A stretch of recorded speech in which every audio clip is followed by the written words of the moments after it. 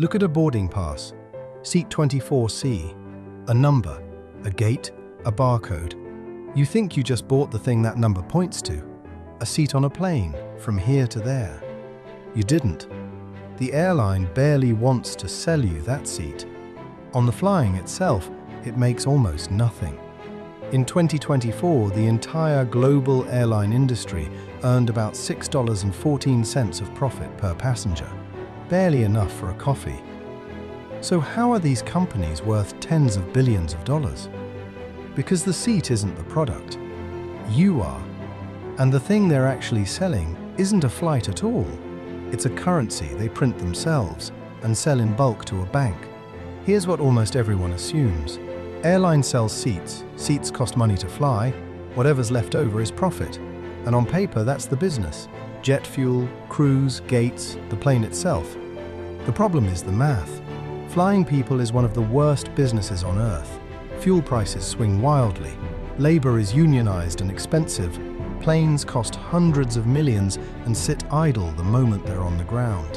One recession, one pandemic, one oil spike, and the whole thing tips into losses. That's why the industry's net margin sits around 3% in a good year, and why airlines go bankrupt on a schedule you could almost set a watch to. So if flying barely breaks even, where does the money actually come from? To find it, you have to stop looking at the planes and look at the miles. Every frequent flyer mile you've ever earned was invented by the airline. They type a number into a database. There's no vault of miles somewhere. It costs them almost nothing to create one. A mile is a promise of future travel, priced by a rule the airline can change whenever it likes. Now here's the move that makes the whole business work. The airline doesn't just hand those miles to flyers. It sells them in bulk to a bank. Amex, Chase, Citi, Barclays. When you swipe an airline credit card at the grocery store, the bank buys a chunk of miles from the airline and deposits them in your account as your reward. Sit with that. The airline manufactures a currency for pennies, and a bank pays real dollars, billions of them, to buy it by the truckload. The reward in your account isn't a gift from the airline, it's inventory the bank purchased wholesale. Let's make it concrete with the biggest deal in the sky, Delta and American Express. In 2024, Amex paid Delta $7.4 billion for SkyMiles. In 2025, that number climbed to $8.2 billion, up 11% in a single year. And Delta has told investors it expects the deal to reach $10 billion a year. $10 billion for a currency that costs almost nothing to print. That is not a rounding error on the flying business. For Delta, it is the business. And this isn't new. Back in 2004, when Delta was staring down bankruptcy, Amex stepped in and pre-purchased $500 million of miles to keep the lights on. The airline's most reliable ATM, even 20 years ago, wasn't a plane. It was the loyalty program. So where does the bank get the money to pay Delta $8 billion? From you, but indirectly.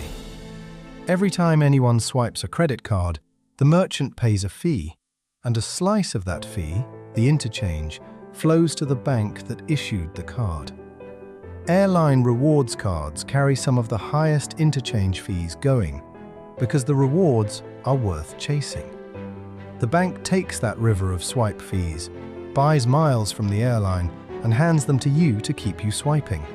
You spend, the bank collects, the airline gets paid, and you get miles you'll redeem for a seat that, remember, the airline barely makes money selling anyway.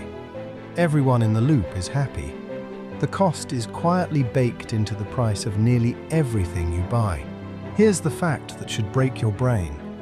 During the 2020 pandemic, airlines were desperate for cash. Planes grounded, revenue gone. So they borrowed against their most valuable asset. Not the fleet, the loyalty program. When United went to raise money, it put a value on Mileage Plus of about $22 billion. At that same moment, United's entire company, every plane, every gate, every route, was worth only around 10 or 11 billion on the stock market. The frequent flyer program was worth more than the airline that ran it. And it's not just United.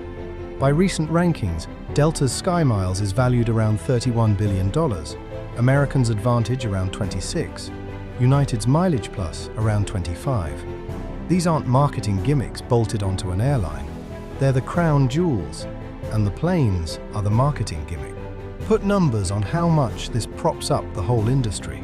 Between mid-2020 and early 2021, Delta, United, and American borrowed roughly $25.8 billion, collateralized by their loyalty programs. Lenders looked at these airlines and decided the safest thing to lend against wasn't the jets, it was the miles. And the profit picture is even starker. One analysis found that in 2024, credit card money swung Delta's operating margin from roughly negative 2.5% to positive 10.5%. Strip out the card revenue, and not a single major US airline would have been profitable that year. United came closest, and it still would have lost money. Read that again. Without the loyalty business, the entire US airline industry flies at a loss. The planes don't make money, the miles do. So why doesn't every airline just do this and print money forever? Because the trick only works at scale. A bank pays top dollar for miles that people actually want, and people only mile with a big network flying everywhere, all the time. A budget carrier like Front earns under $3 of co-brand revenue per passenger. A Leimoric to a Purelix and its wife mechanic miles, Pulverse earns the year's the moat for a cardholder. And that was foreign airlines can never quite replicate it. The small ones, and the sheer size of these route maps, foreign airlines is the thing being sold. So here's the reframe. A modern airline isn't a transportation company that happens to run a rewards program. It's a loyalty and financial services company that happens to fly planes, because it needs the planes to make the miles worth something.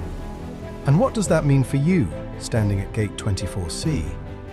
It means the miles in your account are a currency the issuer can quietly devalue whenever its liabilities get too big, and often does. It means the free flight was paid for by everyone, in the price of everything, through swipe fees you never see. And it means the next time an airline nickel and dimes you on a bag or a seat, remember, annoying you on the plane is a rounding error. Keeping you swiping the card is the whole game. The seat was never the product. You are. If pulling the real machine out from behind the marketing is your kind of thing, stick around. That's the whole channel.